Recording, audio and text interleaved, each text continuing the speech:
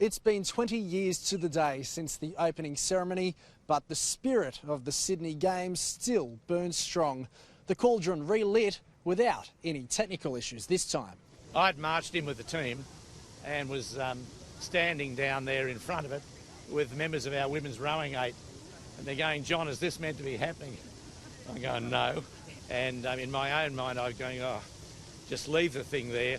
We'll pretend that's what was meant to happen. We'll get it up the next day." Based in Melbourne, Cathy Freeman was unable to attend due to COVID-19 travel restrictions, but she did send her best via message. I am very proud of the fact that when I lit the cauldron all those years ago, it was a symbol of hope for all young Australians. There were still plenty of familiar faces to help take a trip down memory lane and celebrate the anniversary of such a big moment in Australia's history.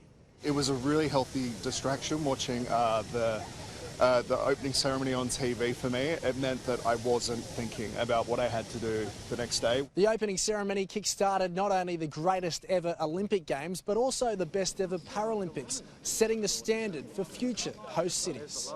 For me, being in Atlanta and seeing what the Olympic athletes had and then going on to the Paralympics and being quite devastated to know that the organising committees didn't work together, but come 4 years later, you know, Sydney was determined to make it the best games ever for Paralympic history, and the two organising committees did work together and did put on the best show ever. While Australia's 632 Olympians from Sydney deserve all the credit they receive, AOC President John Coates reserved a special mention for the 46,000 volunteers who helped lift the spirit in the harbour city 20 years ago.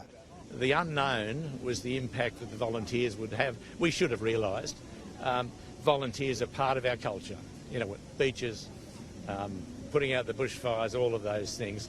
We've got a history of volunteerism in Australia, and it never was on display as well as in Sydney. It was absolutely fabulous.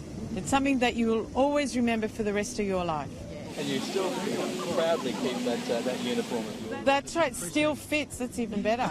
With this site triggering so many happy memories 2 decades on, the burning question remains whether Tokyo will actually go ahead next year. By the time we get to the end of the year, we'll make an assessment of, make a call on just what countermeasures we'll need to apply for the Games to go ahead. The good thing is the national government sees it as a matter of priority. They're throwing whatever resources are necessary at it. While John Coates and the IOC look ahead to Tokyo 2021, the locals here in the harbour city are reminiscing, catching a glimpse of the cauldron lit here at Cathy Freeman Park just outside Stadium Australia. Scott Jackson, Sky News.